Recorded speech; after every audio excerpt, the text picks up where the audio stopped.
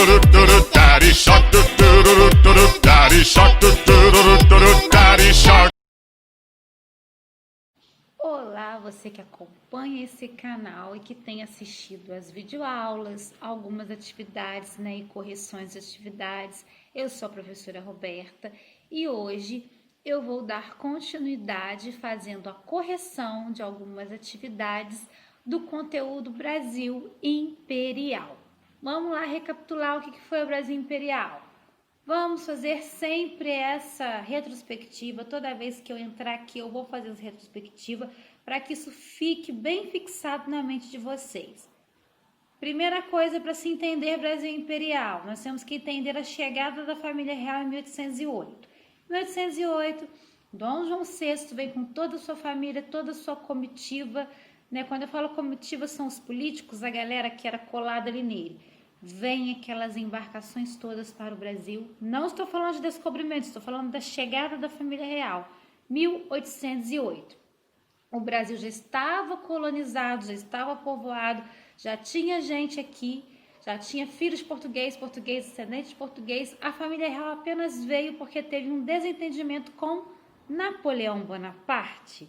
E aí acelerou meio que o processo da vinda dos portugueses lá da família real. Quer dizer que a família real levou um pé na bunda do Napoleão? Não quer dizer isso. Existem correntes dentro da historiografia que diz que Dom João VI, o pai do Dom Pedro I, já queria vir para cá, para a colônia, porque aqui nessa terra a coisa produzia, tudo que se plantava, nascia, crescia, se colhia, ou seja, Portugal já tinha dado o que tinha que dar, eles queriam vir para cá para dar um tempo da terrinha. Vem para o Brasil, lá no desentendimento com o tio Napoleão, vão se fixar aqui, vão se estabelecer aqui, e aí vai começar o tal período joanino com o pai do Dom Pedro I, Dom João VI. Durante o período joanino, Dom João VI começa a instituir, a colocar no Brasil coisas que vão ser muito legais para o nosso país, para a nossa civilização. Cria o Banco do Brasil, o Jardim Botânico, Biblioteca Nacional Municipal, ou seja, ele cria uma série de coisas bacanas para o nosso Brasil. Porém, existe um pequeno detalhe. No decorrer do seu reinado ali, do período joanino, vão haver alguns problemas lá em Lisboa, depois que Napoleão passa. Esquece um pouco Napoleão, agora Napoleão já foi, anos aí se passaram. E aí o Dom João VI é meio que convocado a voltar para Portugal. Ele volta para Portugal e deixa no Brasil quem tomando conta? O príncipe regente Dom Pedro I. O príncipe regente Dom Pedro I fica no Brasil como príncipe regente. Príncipe regente não quer dizer que ele manda na casa, quer dizer que ele tem que ter autorização para resolver alguns problemas que não era da competência dele, que só dizia respeito ao pai dele. Só que ele já de saco cheio tem um desentendimento com a corte de Lisboa, onde o pai dele estava, e fala: não quero ser príncipe regente, quero ser o imperador do Brasil. E aí o Dom João VI fica em Portugal, o Dom Pedro I vai se tornar o imperador do Brasil. Nós terminamos aí o período joanino com o Dom João VI, temos o Dom Pedro I como príncipe regente, que num passe aí, digamos aí, de mágica e de pensamento tipo, já que eu sou filho do rei, eu quero ser o príncipe que manda, então eu vou ser não só o príncipe, vou ser o imperador. Aí ele começa a ser o imperador do Brasil. E aí o que vai acontecer daqui para frente? Período imperial. Período imperial nós vimos aí nas aulas passadas. O que nós vimos? Vamos fazer uma retrospectiva. Nós vimos o seguinte, vimos uma linha do tempo onde nós temos lá o período ali, o primeiro reinado o Brasil Império que vai se dividir em primeiro reinado, período regencial e segundo reinado. Ainda estamos no período do primeiro reinado, que vai de 1822 a 1831. Exatamente, é o período em que Dom Pedro fica ali no poder, Dom Pedro I. E aí nós temos as questões ali da sociedade brasileira do pós-independência. O Brasil ainda não tinha uma identidade nacional. A Constituição de 1824, que vai colocar o poder moderador ali, onde o poder moderador manda nos demais poderes. E isso vai gerar uma insatisfação com quem? Com a galera da burguesia, que não estava satisfeita com o Dom Pedro. Enfim, nós vamos ter a seguinte situação: a Confederação do Equador, que eu expliquei para vocês na aula passada, que foi uma tentativa de separar parte do Nordeste, né, ali, acho que Paraíba, Piauí, Rio Grande do Norte, e vai aparecer aqui para vocês. Parte de algumas províncias do Nordeste, de quem? Do Brasil. Queriam separar essa galera queria ser independente do Brasil, eles queriam ser independente da gente. Esse povo gosta de querer ser independente do Brasil, né?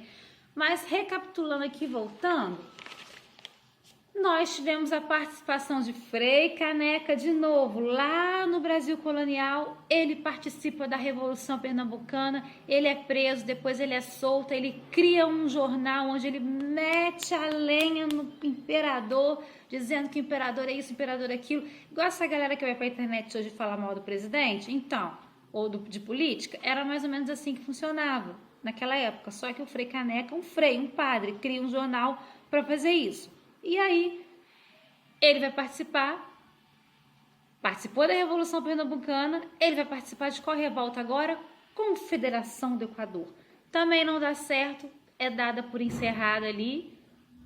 Nordeste não se separa do Brasil, o Brasil continua ali com o Nordeste é nosso, acabou, né? Nós temos algumas atividades para corrigir.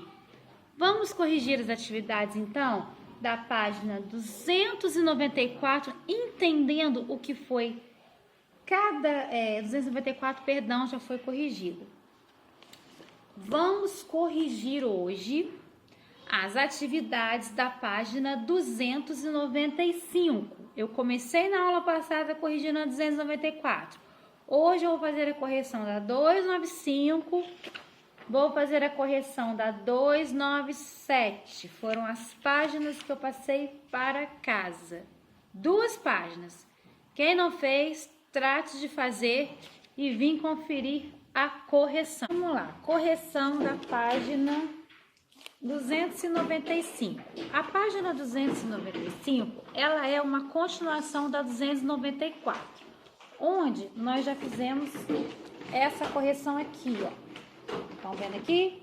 Então, eu até li para vocês alguns artigos da Constituição de 1824 e nós tínhamos que relacionar artigo 1, artigo 3, artigo 5, artigo 98 e já foi corrigido. É só voltar lá na aula de segunda que vocês vão ver. Na 295, nós temos a letra B. Segundo a Constituição de 1824, qual era a função do poder moderador? Gente, estou batendo nessa tecla direto. Poder moderador. Qual era a função dele? A função do poder moderador era velar, né? Velar é cuidar, pela manutenção da independência, do equilíbrio e da harmonia dos demais poderes políticos, os 3 poderes, executivo, legislativo e o judiciário.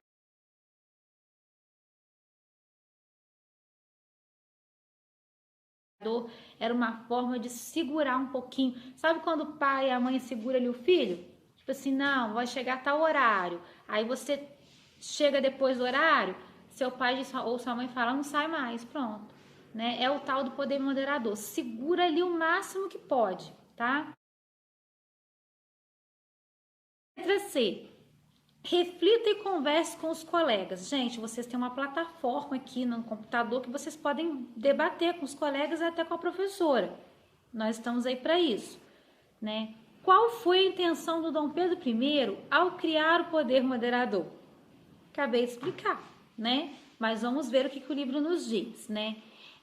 A intenção dele visava o quê? Manter o seu poder sobre as outras esferas políticas. Que outras? Legislativo, executivo, judiciário. Ele não queria deixar os outros poderes ali, os 3 poderes, a revelia ali tranquilamente. Ele queria poder mandar nesses também e controlá-los. Então, esses poderes, né, nas esferas das políticas representadas pelos deputados, senadores e juízes. E aí nós vamos ter um modo de tentativa de instituir uma aparência constitucional. Número 2. Explique como estava organizada a sociedade brasileira no período pós-independência. Ter aqui a população brasileira era composta em grande parte por pessoas escravizadas. Cerca de 30% do total das pessoas do nosso Brasil eram escravos, tá? E também havia os grupos da elite agrária, os cafeicultores, a galera que produzia cana-de-açúcar, a galera que tinha terra, tinha dinheiro, tinha poder. E urbana, e as pessoas das classes mais pobres, como ex-escravos, pequenos comerciantes e artesãos. Aí vocês vão perguntar, ex-escravos, mas já rolou abolição? Não, não rolou abolição. Mas alguns donos de fazendas, alguns produtores ali rurais, e tal, eles tinham já em sua mente o desejo de libertar alguns de seus escravos, principalmente aqueles que não eram mais produtivos. Então, o que eles faziam? Dava uma cartinha de alforria, que ainda não era algo a ser pensado, o Brasil vai demorar, a nossa abolição é a última, mas eles meio que liberavam esses escravos, porque já estavam ou velhos demais para trabalhar nas fazendas e dava prejuízo para os seus proprietários. Então, tipo, vamos ser legais, vamos alforriá-los. Então, por isso que nesse período aqui a gente tem alguns ex-escravos, tá bom? Questão 3. Com a Constituição de 1824, novas leis passaram a reger o Brasil. Entretanto, nem todas as pessoas foram beneficiadas com a condição de cidadãos do Império, porque quando você pertence a uma sociedade, no caso do Brasil Imperial, você tinha o direito de ser cidadão do Império, só que isso não era para todo mundo não, tá? E aí, leia o texto a seguir sobre esse tema e responda as questões. Então, agora nós vamos dar uma lida, vamos fazer a leitura que está no texto do livrinho de vocês que eu coloquei aqui, né? Com todo o seu liberalismo, a Constituição de 1824 ignorou a escravidão como se ela não existisse. Assim, apesar de constituir um avanço no que se refere aos direitos políticos, a independência feita com a manutenção da escravidão trazia em si grandes limitações aos direitos civis. Para os padrões da época, a legislação brasileira era muito liberal. Podiam votar todos os homens de 25 anos ou mais que tivessem renda mínima de 100 mil réis. Todos os cidadãos qualificados eram obrigados a votar. As mulheres não votavam e os escravos, naturalmente, não eram considerados cidadãos. Então, esse é o texto que está no livrinho de vocês, que foi pedido para ser feita a leitura. Aí agora nós vamos ver as questões. As questões A, B e C. De acordo com o texto, qual teria sido o avanço da Constituição? Não deve estar aparecendo para vocês aqui, mas eu coloco, tá? Então, a resposta seria: o avanço se refere aos direitos políticos do Brasil, que foram ampliados considerando os padrões da época e o quadro anterior à independência. Letra B. Como a Constituição se posicionava em relação à escravidão? A Constituição manteve a escravidão, não reconhecendo a população de escravizados como cidadãos. E aí a letra C, quem podia votar no período do primeiro reinado? Podiam votar os homens de 25 anos ou mais que tivessem renda mínima de 100 mil réis. Então, escravos não votavam, ex-escravizados não votavam, mulheres não votavam, ou seja, apenas quem tinha 25 anos, e era estudado, você tinha que ter estudo para poder votar, tá bom? Era assim que era o nosso Brasil depois de 1824.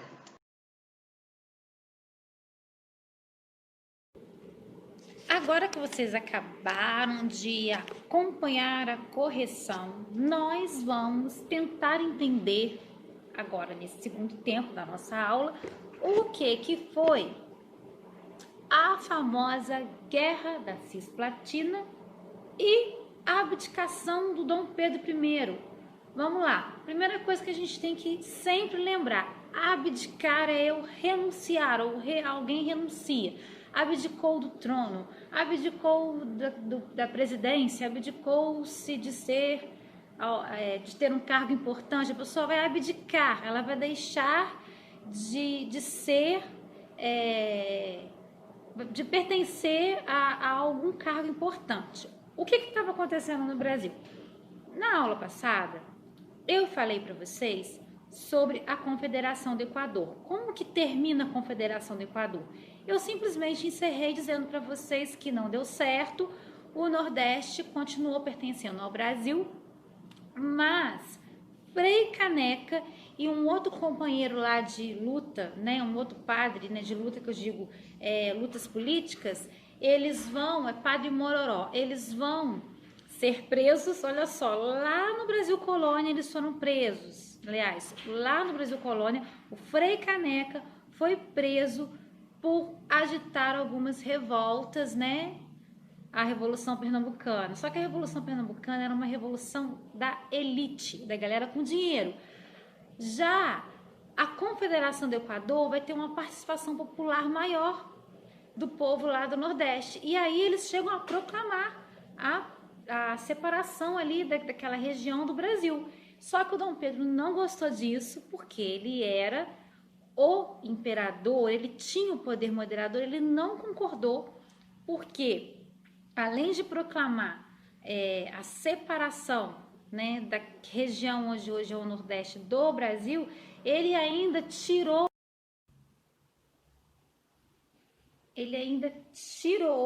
o presidente da província do seu cargo. O cara, na verdade, ele não tirou, o cara renunciou. Então era assim que funcionava no Brasil. O imperador, ele vai, né, assim que o Brasil começa a se formar ali enquanto, né, Brasil colonial e tal, quando o Brasil é colonizado, a gente é dividido em capitanias hereditárias. Só que com o passar dos anos de capitanias, nós vamos passar a ter as províncias do Brasil. E as províncias, cada província tinha o seu presidente. Imagina, o estado do Rio tem um presidente, São Paulo tem um presidente, na verdade isso funciona, só que é o governador, né? Então naquela época as províncias tinham seus presidentes, não existia um presidente no Brasil. E a ideia de república no Brasil era algo que estava começando a borbulhar na mente da elite que aqui já estava, né, vivendo e acompanhando, né, os rampantes políticos do Brasil, principalmente da monarquia. É só pensar, monarquia vem de mono ali, um só mandando. Por isso, gente, que o Dom Pedro I não queria largar o osso, não queria deixar o Brasil assim, a revelia tranquilamente. E aí o que vai acontecer? O Frei Caneca e o Padre Mororó, eles vão ser condenados à morte. Diferente lá da Revolução Pernambucana, lá de 1817, se não for isso, vai aparecer certinho aqui para vocês, né? Quando o Frei Caneca, lá no Brasil Colônia, participa da Revolução Pernambucana, agita a Revolução Pernambucana, é preso, depois ele é solto, vocês acham que um cara que tinha uma mente como a dele, estudado, porque ele era padre, então ele era intelectualmente culto, só que ele era um cara que veio de baixo, até mesmo pelo próprio apelido dele, Frei Caneca, caneca, ele vendia caneca, por isso Frei Caneca, tá bom? E aí, isso é só uma curiosidade. E aí o Frei Caneca na Confederação do Equador, quando a gente chega já no Brasil Império com a Confederação do Equador, ele não vai ter perdão não, tá? Nem ele, nem o Padre Mororó. Os dois padres vão, morrer. É isso mesmo. vão matar os padres, literalmente vão matar os padres. Então, na briga entre imperador, a monarquia e os liberais e os republicanos, lembrando que a galera lá do Nordeste teve uma participação popular muito grande na Confederação do Equador, o Dom Pedro I falou, ó, não quero saber do povo participando de revolta. Se essa mania pega, se essa moda pega do Nordeste para as outras províncias, é isso aqui. Então, o que ele queria? Se manter no poder, se segurar o máximo que ele pudesse. Ah, porque ele era ruim? Não, porque era o costume da época. E outra coisa, se vocês olharem a história de fora, vocês vão ver que ali na região onde a Espanha colonizou, já era tudo que eram todos, não eram monarquias mais, eram estados, eles já estavam meio que livres, totalmente livres da coroa. A Inglaterra também, né, no caso dos Estados Unidos, já tinham se libertado da Inglaterra, nós vimos isso lá para trás, né? E o Brasil, ele se liberta de Portugal, mas continua tendo uma monarquia imperial. E aí isso começou a incomodar muito a mente dos intelectuais da época. Por quê? Porque essa galera que agitava essas revoltas não era gente pobre, não era gente do povo, não era gente que estudava, era gente que geralmente era exilado. Você fazia alguma coisa errada aqui, manda para fora do Brasil, manda lá para os Estados Unidos. E aí a pessoa vai, volta com a cabeça cheia de ideia republicana, fala, o Brasil tem que ser uma república, o Brasil tem que ser uma república, o Brasil tem que ser uma república. Mas peraí, professora, essa aula não é Brasil Imperial? Por que você está falando de república? Porque a república está por vir, meus queridos, e a coisa vai ser agitadíssima. E aí nós temos a participação aí da Confederação do Equador, que não deu em nada. O Nordeste continuou pertencendo ao Brasil, só que o não dar em nada no sentido, não houve essa separação, porém houve a aniquilação e a morte dos dois freis. Mataram o Frei Caneca e o Padre Mororó. Tá? Então, se você quiser fazer agitação, revolução ou qualquer revolta nesse país, primeira coisa que você tem que ser rico ou filho de rico. Porque se der problema, você vai ser mandado para fora do Brasil, tá? Você pode ir para Paris, você pode ir... Não agora, nesse momento, né? É meio complicado. Então, não façam agitação. Guerra da Cisplatina. O que foi a Guerra da Cisplatina? Após a Confederação do Equador, durante a Confederação do Equador, a galera do Nordeste só perdeu por uma única questão. Foi uma guerra que envolveu batalhas navais. E aí... A galera do Nordeste tinha 4 navios apenas, com armamento, com canhões e tal. E nós pedimos, essa galera, quando eu falo nós, essa galera que estava aqui, pediu ajuda para a Inglaterra. Gente, pensa sempre assim, a Inglaterra vai estar sempre metida na nossa história. Por quê? Quando, em 1808, o Dom João VI vem com toda a sua comitiva, fugindo do Napoleão, fugindo, entre aspas, quem que escolta? A Inglaterra. Quando eles chegam aqui, vão se estabelecendo, quem que dá uma forcinha, quem que começa a lucrar também com os nossos produtos? A Inglaterra. Então a Inglaterra tem interesse em largar osso?